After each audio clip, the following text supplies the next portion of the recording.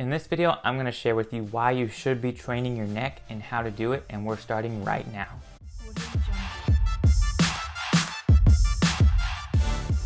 Yo, what's going on guys? It's Thomas from RohmerFitness, and real quick, if you're new to the channel, consider subscribing because I'm posting fresh new content each and every day. Now, when it comes to the neck muscles, right? It's a muscle group a lot of guys just tend to neglect or completely forget about even training.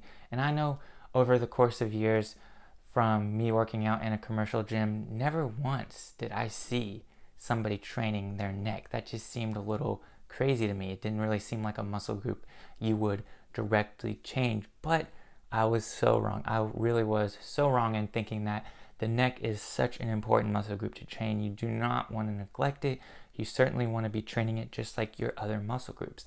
Now think about the reason as to why this is. Let's say you're in normal street clothes, for example, and you're just wearing a long sleeve t-shirt and some jeans or something, for example. The only real thing the first thing they're going to notice, one of the only things they can notice, is the size of your neck. All right, it just looks more masculine to have a bigger neck. It looks like a more dominant type of physique to have that sort of neck. I mean, imagine a guy, he has all of his other muscle groups built up. He has the chest, he has the arms, proportionate legs, but then the neck is just kind of like this pencil thin neck, and it doesn't look very good. Now, for myself personally, I've only been training neck for a few months now, and I've gained about half an inch on the size of my neck. So I'm going to try and put a side-by-side picture here just to give you a little bit of a visual difference as to how it can make a difference in your own physique. So again, not a lot of guys are training neck in the gym. It's not even a thought that really crosses their mind. I know for me, it never really crossed my mind, but once you become aware of it, it's something you just can't really stop taking your eyes off of. You just kind of you sort of look at a guy's neck and you're like, yeah, I can tell you don't really train your neck, or you start looking at it with the whole picture. So you'll look, like, okay, I can see you train neck with everything else, that's good. Or like, oh man, I definitely notice you're skipping neck. Whereas before, if you're not really aware of it, it's just one of those things you just don't really tend to notice. At least that's how it was for myself personally. Now I just tend to notice it in conjunction with everything else. So definitely want to be training the neck. The question is, what should you be doing to train it?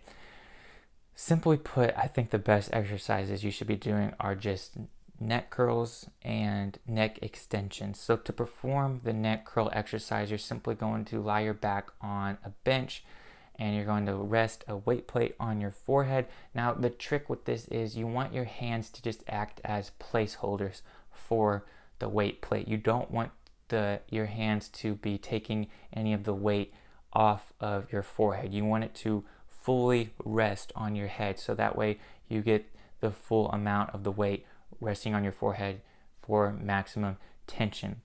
And that's something you're just going to have to work on over time, because I still struggle with that. I notice my hands just kind of lifting some of the weight off of my head. Even if it's just ever so slightly, it makes a big difference. So just use your hands as placeholders for the weight.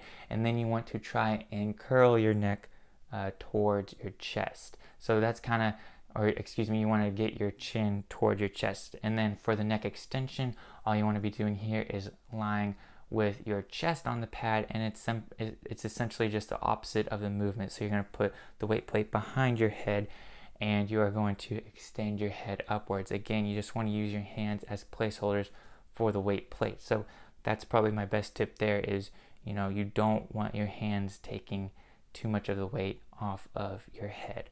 And the cool thing is you can also start doing this exercise at home on your bed. You can simply just do bodyweight neck curls or bodyweight neck extensions. So for me personally, I just like to do 3 sets of 100 reps in a row, resting about 60 seconds in between each set. And that's a really good way to get a pump in your neck, just get some extra blood flowing in there and just start getting that muscle working. Because if you're anything like me and you've been lifting for years and you just have never trained neck, it is definitely going to be a lagging body part in relation to your other muscle groups. Now, in terms of the weighted neck curls and the weighted neck extensions, all you're really going to want to do there is, kind of aim for higher reps as well, because eventually the weight is going to be a limiting factor. Okay, so most gyms are typically only going to go up to those 45-pound weight plates. So if you're trying to hold 245s on your head at once,